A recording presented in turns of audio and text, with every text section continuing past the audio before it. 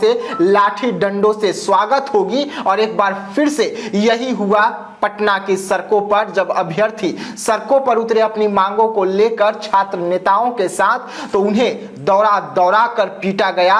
Police ये तक नहीं देखी कि अभ्यर्थी हैं, बच्चे हैं, सबको लाठियों के जद में लेती चली गई। जवाब देना है, हालांकि दिलीप जायसवाल ने इस पे जवाब दिया है कि सरकार इसको देख रही है, लेकिन कैसा देख रही है? आप छात्रों को पिटवा रहे हैं, लाठीचार्ज कर रहे हैं, ये 3-3 बार लाठीचार्ज हुआ है, कई लोगों के सर फूटे हैं, पैर टूटे हैं। हम मानते हैं इस बात को कि प्रशासन के भी कुछ लोगों को चोटें लगी होंगी, लेकिन लाठीचार्ज किससे पूछकर हुआ? कौन से वो दंडाधिकारी थे जिन्होंने लाठीचार्ज करवाया छात्रों पर? कौन से पदाधिकारी और मंत्री पिटवा रहे हैं, लाठीचार्ज कर रहे हैं? ये 3-3 बार लाठीचार्ज हुआ है, कई लोगों के सर फूटे हैं, पैर टूटे हैं। हम मानते हैं इस बात को कि प्रशासन के भी कुछ लोगों को चोटें लगी होंगी, लेकिन लाठीचार्ज किससे पूछकर हुआ? कौन से वो दंडाधिकारी थे जिन्होंने लाठीचार्ज करवाया छात्रों पर? कौन से पदाधिकारी और मंत्री या नेता से पूछकर लाठीचार्ज हुआ, है ना, इशारे पर लाठीचार्ज हुआ? उसको जरूर सरकार को सार्वजनिक करनी चाहिए और उस पर कार्रवाई भी करनी चाहिए। छात्रों के साथ अगर ऐसा होता है तो ये आवाज जरूर उठेगी। और देखिए, छात्र चुप बैठने वाले नहीं है, छात्र मेहनत से पढ़ाई करते हैं भाई, मेहनत लगाते हैं, समय लगाते हैं, पैसा लगाते हैं, दिन रात खट। पनोरमा ग्रुप, जो सोचता है वो करता है, आपके अपने सपनों का आशियाना। नमस्कार, मैं विकास सिंह और आप देख रहे हैं रातों रात। देखिए, रातों रात में आज विशेष खबर को लेकर हम आए हैं। आज बात होगी बिहार की राजनीतिक गलियों से लेकर छात्रों के भविष्य तक, क्योंकि बिहार सरकार ने बड़ा एक्शन लिया है। जब छात्र सड़क पर उतरे तो उन्हें लाठी डंडों से जोरदार पिटाई हुई। वैसे में छात्र अगला कदम क्या कुछ उठा रहे हैं, इस पर भी बात होगी। लेकिन आज नीतीश कुमार की बात होगी, तेजस्वी यादव की बात होगी, क्योंकि नीतीश कुमार के राह पर तेजस्वी यादव चल पड़े हैं। तो वहीं पर महाराष्ट्र से आने के बाद नीतीश कुमार ने गुप्त बैठक कर ली है, गुप्त प्लानिंग कर ली है। तो आज हम आपको तमाम मुद्दों पर खुलकर पूरी विस्तार से जानकारी देंगे। बने रहिएगा आप लोग। हर रोज की तरह मेरे साथ में मेरे सहयोगी सागर जी जुड़े हुए हैं। सागर जी, सीधा हम खबरों की ओर बढ़ते हैं। नीतीश कुमार के राह पर तेजस्वी यादव चल पड़े हैं। देखिए, बिल्कुल विकास, तेजस्वी यादव तो लगातार हम आपको खबरें बता रहे हैं कि किस प्रकार बिहार की राजनीति पल पल बदल रही है, लेकिन आज कुछ ऐसा हुआ जिससे साफ साफ ये प्रतीत हो गया विकास कि कहीं ना कहीं तेजस्वी यादव जो कुछ काम कर रहे हैं, जो यात्रा कर रहे हैं, जो भी एक्शन ले रहे हैं, जो बयान दे रहे हैं, उसमें नीतीश कुमार और नीतीश कुमार के पार्टी का भी कुछ ना कुछ संकेत है, कुछ ना कुछ दिशा निर्देश जरूर है। क्योंकि देखिए, जब यात्रा शुरू करने वाले थे नीतीश कुमार, तो ठीक उससे पहले तेजस्वी यादव यात्रा पर निकल जाते हैं। बिल्कुल। सबसे पहले कहां चल गए वो? मुंगेर, ललन सिंह के गढ़ चले गए। उसके बाद आज वो बेगूसराय पहुंचे हुए थे। बेगूसराय पहुंचकर उन्होंने एक बड़ी घोषणा की है विकास, जिसकी चर्चा पॉलिटिकल खूब हो रही है और आम लोगों में भी इसकी चर्चाएं खूब है। तेजस्वी यादव ने एक प्रेस कॉन्फ्रेंस में कहा है कि जब हमारी सरकार बनेगी तो 60 साल से ऊपर के लोगों को हम 1500 रुपए देंगे। अभी 400 रुपए सरकारी रूप से मिलता है, नीतीश कुमार जी की सरकार उनको देती है। लेकिन नीतीश कुमार जब हट जाएंगे गद्दी से, यानी जब तेजस्वी यादव की सरकार बनेगी, तब 1500 रुपए मिलेंगे। ये एक बड़ा घोषणा जो है तेजस्वी यादव ने किया है और इसके तरफ से तमाम पॉलिटिकल पार्टियों के बयान भी आने लगे हैं। लेकिन इसके पीछे की कहानी क्या है? आखिर हम क्यों कह रहे हैं कि तेजस्वी यादव नीतीश की चाल चल रहे हैं, नीतीश के पीछे चल रहे हैं? देखिए, इसके पीछे की कहानी यही है विकास, हम खबर भी दिखा रहे हैं। नीतीश कुमार जब से महाराष्ट्र से आए हैं ना, तब से कुछ प्लान करके आए हैं, तब से कुछ माइंड में सेटअप करके आए हैं। क्योंकि देखिए, अब एनडीए में नंबर 1 बनने की जो होड़ है वो लगी हुई है और नीतीश कुमार यह चाहते हैं कि भाजपा के साथ साथ तेजस्वी यादव को भी यह आशा में ले लिया जाए, एहसास दिला दिया जाए कि भाजपा अगर हमको धोखा देती है, अगर भाजपा गच्चा दे देती है, तो तेजस्वी जी आपके साथ भी हम जा सकते हैं। और तेजस्वी यादव को इतना ज्यादा कमजोर नहीं होना देना चाहते हैं ताकि वो नीतीश कुमार के काम ना आ सके। तो यही पूरा गेम प्लान अभी फिलहाल जो पॉलिटिकल सिनेरियो चल रहा है विकास, यही समझ में आ रहा है कि नीतीश कुमार कहीं ना कहीं तेजस्वी यादव को दो बार जीवन जीवन जान दिए हैं, अभी भी बचा कर रखना चाहते हैं, क्योंकि जब भाजपा की तरफ से कोई बड़ी एक्शन प्लान किया जाए तो नीतीश कुमार और तेजस्वी यादव मिलकर कुछ बड़ा खेल कर सके। जी हाँ, तो नीतीश कुमार क्या चाहते हैं कि बिहार की राजनीति में चिट भी उनकी हो और पट भी उनकी हो, और यही रास्ते पर नीतीश कुमार है और यही कारण है कि बार बार नेता प्रतिपक्ष तेजस्वी यादव को जीवनदान, उनकी पार्टी को जीवनदान मिल रहा है। लेकिन अब बढ़ते हैं हमारी अगली खबर की ओर, जो सबसे अहम खबर इसलिए क्योंकि लाखों बच्चों का भविष्य का सवाल है। जब आप अपने भविष्य को लेकर सड़कों पर उतरेंगे तो आपको बिहार प्रशासन की ओर से, बिहार पुलिस की ओर से लाठी डंडों से स्वागत होगी। और एक बार फिर से यही हुआ पटना की सड़कों पर, जब अभ्यर्थी सड़कों पर उतरे अपनी मांगों को लेकर छात्र नेताओं के साथ, तो उन्हें दौड़ा दौड़ा कर पीटा गया। पुलिस ये तक नहीं देखी कि अभ्यर्थी हैं, बच्चे हैं, सबको लाठियों के जद में लेती चली गई। बिल्कुल विकास, कल की जो तस्वीरें थे पटना की वो काफी विभत्स थी। जब छात्र काफी परेशान हो जाते हैं, जब वो उनके पास कुछ चारा नहीं बचता है, तब वो आंदोलन की ठानते हैं, क्योंकि छात्र को पढ़ने से फुर्सत कहाँ है। बिल्कुल। बीपीएससी के जो छात्र हैं बंद कमरे में पटना में रहकर जिलों से आते हैं और एक छोटे से कमरे में रहकर वो पढ़ाई करते हैं, मोटी फीस कोचिंग संस्थानों में देते हैं, खाने का ठिकाना नहीं, रहने का ठिकाना नहीं, बिल्कुल। कई तरह की परेशानियों का सामना करने के बाद छात्र अभ्यर्थी बनते हैं और एग्जाम देते हैं। लेकिन छात्रों के प्रति जो नियम कानून है, जो सिनेरियो है, वो सरकार का आप देखते होंगे कि कभी स्पष्ट रूप से नहीं दिखाई देता। हर समय सरकार जब कोई फैसला लेती है, एक्शन लेती है, तो ना ही उसमें शिक्षकों को शामिल करती है, ना छात्र नेताओं को बुलाती है, और इसीलिए हमेशा दिक्कत होता है। छात्र बहुत दिन से ये कह रहे थे, छात्र नेता दिलीप के नेतृत्व में कल का कार्यक्रम हुआ, और ऐसा नहीं कि वो एकाएक वहां पर जुट गए, पहले से प्लानिंग थी, पहले से ऐलान कर दिया गया था कि बीपीएससी में नॉर्मलाइजेशन नहीं हो, इसको लेकर छात्र आंदोलन करेंगे। एक शिफ्ट में बच्चे एग्जाम चाहते हैं, लेकिन अब बीच में कुछ बिचौलिए भी हैं। छात्र नेता दिलीप ने तो खान सर पर भी बड़ा आरोप लगा दिया, बीपीएससी पर आरोप लगा दिया कि भाई बंद कमरे में बैठक होता है। हाँ, नॉर्मलाइजेशन के विरोध में जब छात्र बोल रहे हैं तो छात्रों की बात सुन लेनी चाहिए। आखिर में सरकार मानेगी उनकी बात, लेकिन बाद में हो हल्ला हंगामा हो जाएगा तब। और जब छात्र पढ़ाई कर रहे हैं, जब उनको कोई समस्या हो रही है, तो वो बोलने कहां जाएंगे? बीपीएससी के पास ही जाएंगे ना। तो जब बीपीएससी गेट पर वो हमला कर रहे हैं, मतलब बीपीएससी गेट पर जब प्रदर्शन करने के लिए पहुंचे हैं, तो प्रदर्शन करने दीजिए, सुन लीजिए उनकी बात को। लेकिन नहीं, बीपीएससी गेट पर आपको तो पता है, आपने मुझे पहले ही बताया था कि रात में किस प्रकार डीएम एसपी सब लगा दिए गए थे। बिल्कुल। हाँ, लेटर निकाल दिया गया था।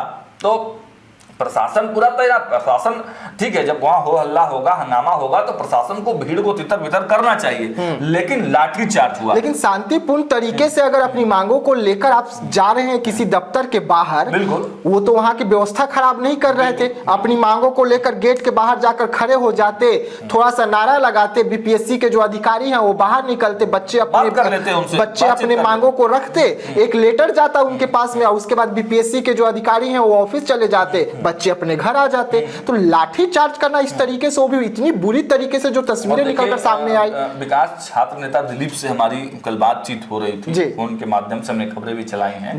उन्होंने कहा कि टारगेट करके मारा गया है मुझे। वो टारगेट करके मारना क्या बतलाता है? कि आप छात्र नेताओं को दबाना चाहते हैं, छात्रों के हक हुकूक की लड़ाई करने वाले उन नेताओं को टारगेट कर रहे हैं। ये काफी गलत जो प्रक्रिया है, गलत रूप है। अब सरकार को जवाब देना है। हालांकि दिलीप जायसवाल ने इस पे जवाब दिया है कि सरकार इसको देख रही है, लेकिन कैसा देख रही है? आप छात्रों को पिटवा रहे हैं, लाठीचार्ज कर रहे हैं। ये 3-3 बार लाठीचार्ज हुआ है, कई लोगों के सर फूटे हैं, पैर टूटे हैं। हम मानते हैं इस बात को कि प्रशासन के भी कुछ लोगों को चोटें लगी होंगी, लेकिन लाठीचार्ज किससे पूछकर हुआ? कौन से वो दंडाधिकारी थे जिन्होंने लाठी चार्ज करवाया छात्रों पर? कौन से पदाधिकारी और मंत्री या नेता से पूछकर लाठी चार्ज हुआ, है ना, इशारे पर लाठी चार्ज हुआ? उसको जरूर सरकार को सार्वजनिक करनी चाहिए और उस पर कार्रवाई भी करनी चाहिए। छात्रों के साथ अगर ऐसा होता है तो ये आवाज जरूर उठेगी। और देखिए, छात्र चुप बैठने वाले नहीं है, छात्र मेहनत से पढ़ाई करते हैं भाई, मेहनत लगाते हैं, समय लगाते हैं, पैसा लगाते हैं, दिन रात खट के वो काम करते हैं। और उनके साथ अगर ऐसा होगा तो ये नाइंसाफी है। कल पटना की सड़कों पर यही दिखाई दिया। लेकिन भाजपा के जो प्रदेश अध्यक्ष है उन्होंने जरूर कहा है कि हम इस मामले को देख रहे हैं विकास। तो देखिए अब क्या होता है। छात्र नेता दिलीप भी लगातार लगे हुए हैं, खान सर हो गए, रहमान सर हो गए, एक्टिव मोड में सभी लोग लगे हैं।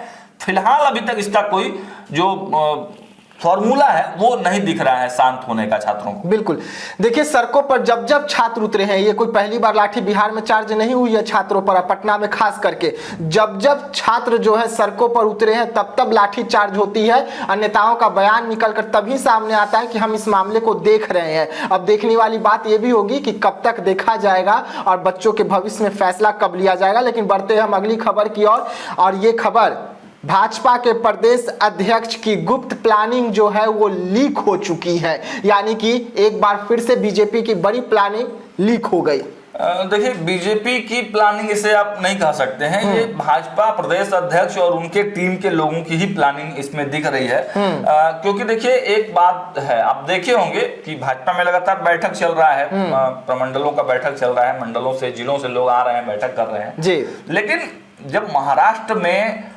शपथ हो रहा था, शिंदे डिप्टी सीएम बनाए जा रहे थे, देवेंद्र फडणवीस मुख्यमंत्री बनाए जा रहे थे, ये बड़ी पॉलिटिकल घटना है देश के लिए और इसके बारे में विस्तार से हमारे संपादक नमन मिश्रा ने पंचनामे में बताया है।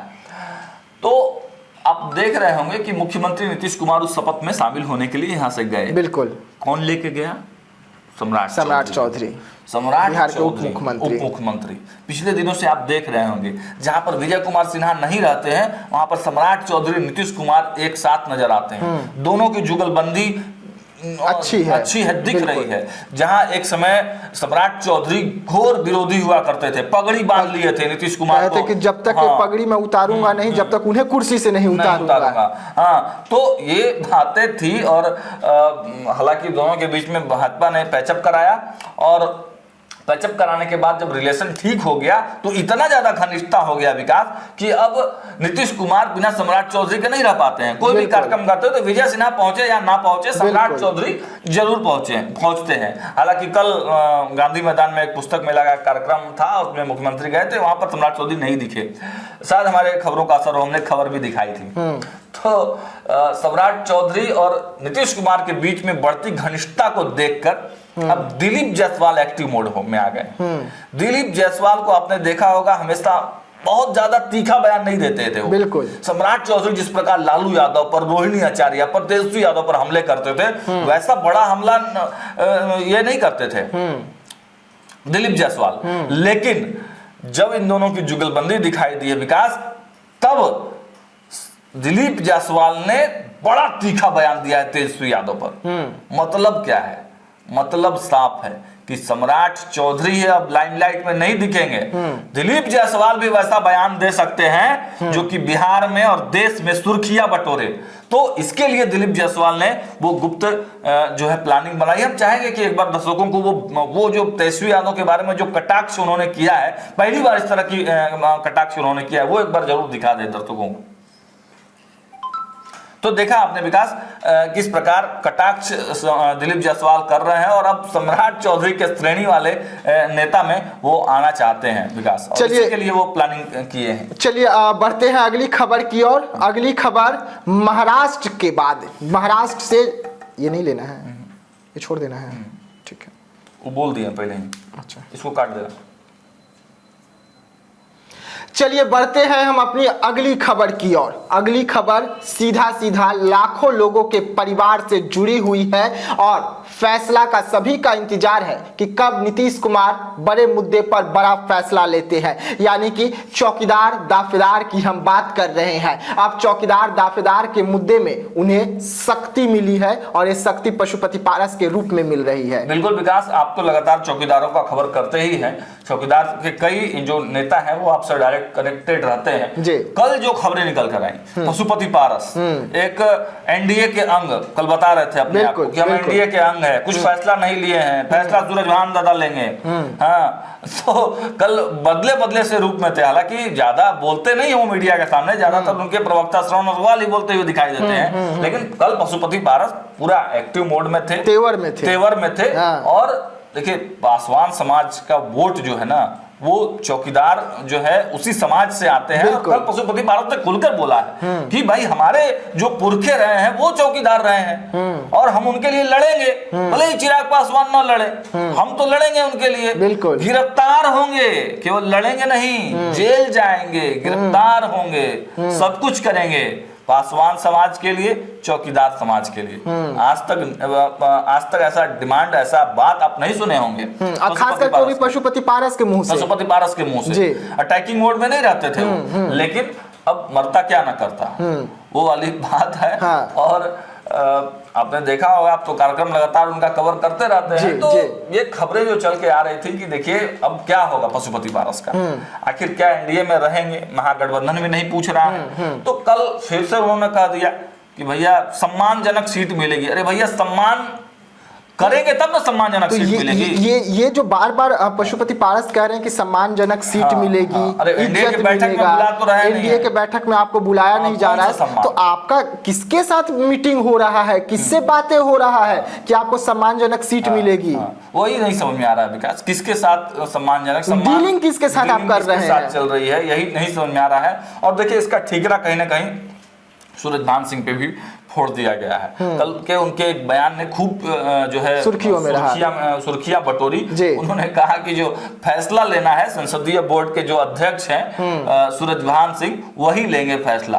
अब देखिए सूरजभान सिंह क्या फैसला लेते हैं। और 245-43 सीटों पर लड़ने की चर्चा वो कर रहे थे, लेकिन एक बड़ी समाचार यह है कि देखिए चौकीदार समाज के लिए वो खड़े हुए हैं। चौकीदारों का जो मांग है, जो मुद्दा है, चौकीदार समाज ने पशुपति भरोसा जताया। और जो तमाम जो चौकीदार नेता हैं, आपसे जो संपर्क में रहते हैं, उन्होंने भी तो बताया था ना पारस जी के बारे में कि हम जा रहे हैं पारस जी से मिलने के लिए। उनका भी एक कनेक्टेड है, क्योंकि चिराग पासवान से शायद उन लोगों की मीटिंग नहीं हो पा रही होगी, नहीं मिल पा रहे होंगे, लेकिन पशुपति पारस ने एक भरोसा जरूर दिया है। और देखिए क्या कुछ होता है बिहार की राजनीति में, लेकिन फिलहाल तो एनडीए के में वो हैं, उन्होंने बता दिया है कि मैं एनडीए में हूं, लेकिन चौकीदारों के मुद्दे पर हम लड़ाई लड़ेंगे।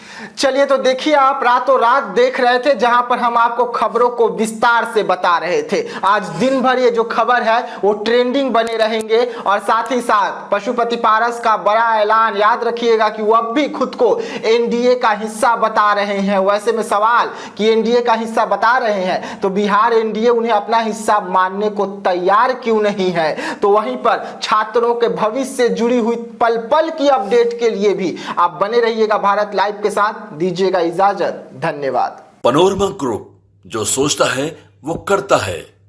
अगर ये वीडियो पसंद आई और वह बिहार के राजनीति और बिहारियत से सरोकार रखेनी तो सब्सक्राइब बटन दबा के चैनल के सब्सक्राइब कर ली। ओजे एगो घंटी बा, ओकरा बटन दबा देला से कुल सटीक और मारक खबर रुआ मुफ्त में मिल जाई।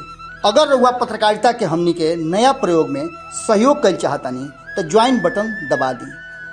पेटीएम नंबर नोट कर ली 9386